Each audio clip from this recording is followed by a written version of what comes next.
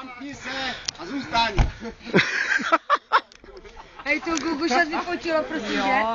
Hej, to je hru. No háž, vole.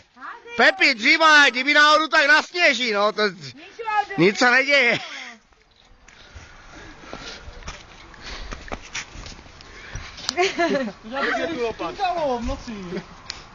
Pepo, vylez, 3, 2, teď! Vytěhni si rytmus.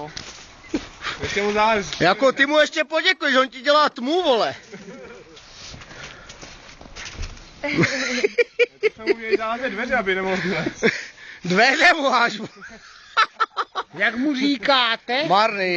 Marný, aha. Rigora, ty kouříš? Já ve Marmora. výjimečném případě jednu jedinou. Proč ti tak říkají? Já to našel Gogoša. Pozor. Gogoša si pojďte. Jo!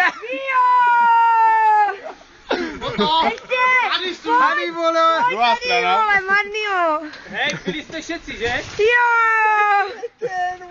To je kaprou. Ne, jako potřebuji tlačenky potřebuji. Háž. No, však Marný je v pohodě, dívej, střízlivý, vole, hle. Zavřel dveří, vole, už startuje. Marny, pojďme! O ty dveři mu My jsme zář. chtěli, že aby se zneudusil, co te řekl, ale ty máš ten díravý spodek, vole.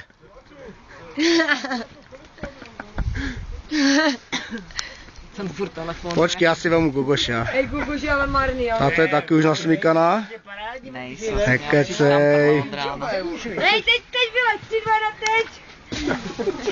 Nehaj mu to dovnitř, Už vole. kolik máš v autě? Nehaj mu to dovnitř. Ne, přes okno už. Ale on nechtěl. Ještě mě neměli budit. Teď bude runda. Pojďme na šetři na něho. Počkej, to musím dělat. Pojďte, jak abijazuje. Vole. Marný si pod sebou stele.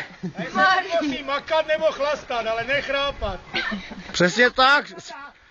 Spal do rána, vole. Pojď, jak ty si střízlivý.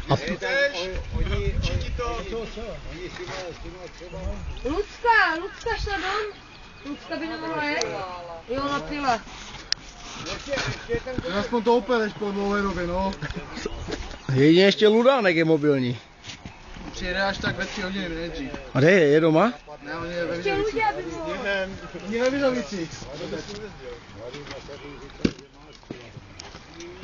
Tam zajet.